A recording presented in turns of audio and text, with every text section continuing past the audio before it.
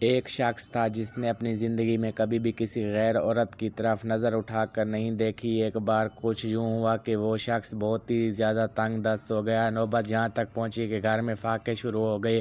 اس شخص کی ایک نوجوان بیٹی بھی تھی۔ جب فاقے انتہا سے بڑھ گئے تو وہ لڑکی اپنے چھوٹے بہن بھائیوں کی حالت دیکھ کر غلط قدم اٹھانے پر مجبور ہو گئی۔ دل میں ارادہ کر کے گھر سے نکلی کہ اپنا جسم بیچ کر کچھ کھانے کا سامان لے کر آئے گی۔ وہ گھر سے نکل کر پوچھتے پوچھتے ایسے علاقے میں جا پہنچی جہاں پر جسم فروشی کی جاتی تھی۔ وہ لڑکی وہاں جا کر اپنی ادائیں دکھا کر لوگوں کو اپنی جانب متوجہ کرنے لگی، لیکن کسی ایک شخص نے بھی اس کی طرف توجہ نہ دی۔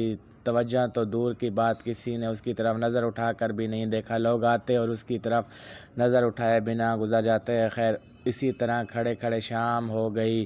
وہ کافی دل برداشتہ ہو کر گھر کی جانب قدم بڑھانے لگی۔ جب گھر پہنچی تو اپنے باپ کو منتظر پایا۔ پریشانی میں مبتلا باپ نے پوچھا، بیٹی تو کہاں چلی گئی تھی؟ لڑکی نے باپ سے معافی مانگی اور رو رو کر سارا ماجرا بیان کیا کہ ابو مجھ سے اپنے بھوک سے بلکتے ہوئے بہن بھائیوں کی حالت دیکھی نہیں گئی اور میں مجبور ہو کر گناہ کرنے نکل پڑی، لیکن کسی ایک شخص نے بھی میری طرف نظر تک اٹھا کر نہیں دیکھا۔